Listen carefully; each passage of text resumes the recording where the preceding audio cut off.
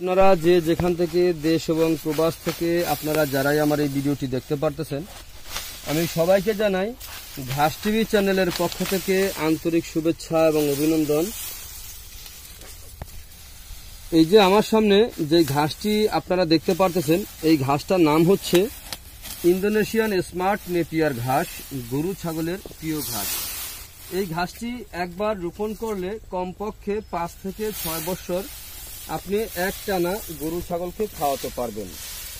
Indonesian smart Napier ঘাসে কোনো বিচি হয় না, এই ঘাসে হয়ে থাকে কাটিং।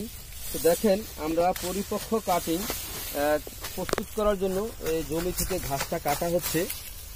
এই ঘাসটিতে আপনার কোনো বিচি হয় না, এই ঘাসটিতে হয়ে থাকে কাটিং। তো এই একটি কাটিং যদি আপনি রোপণ করেন 4 থেকে 5টি গিটের, তো প্রথমে আপনার 70 থেকে 100টি পর্যন্ত চারা প্রথমে গজিয়ে থাকে।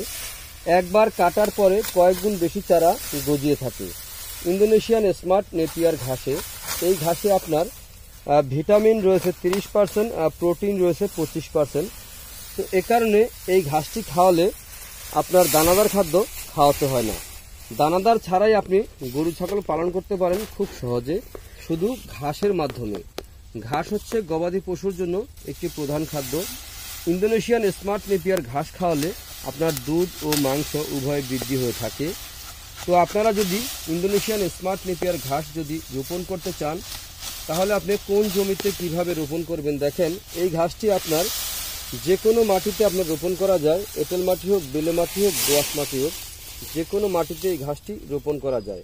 তো আপনারা যে যেখান থেকে দেশ এবং প্রবাস থেকে আপনারা যারাই আমার এই ভিডিওটি দেখতে পারতেছেন, যদি আপনাদের কাছে আমার এই ভিডিওটি ভালো লেগে থাকে তাহলে আমার চ্যানেলটিকে অবশ্যই সাবস্ক্রাইব করবেন।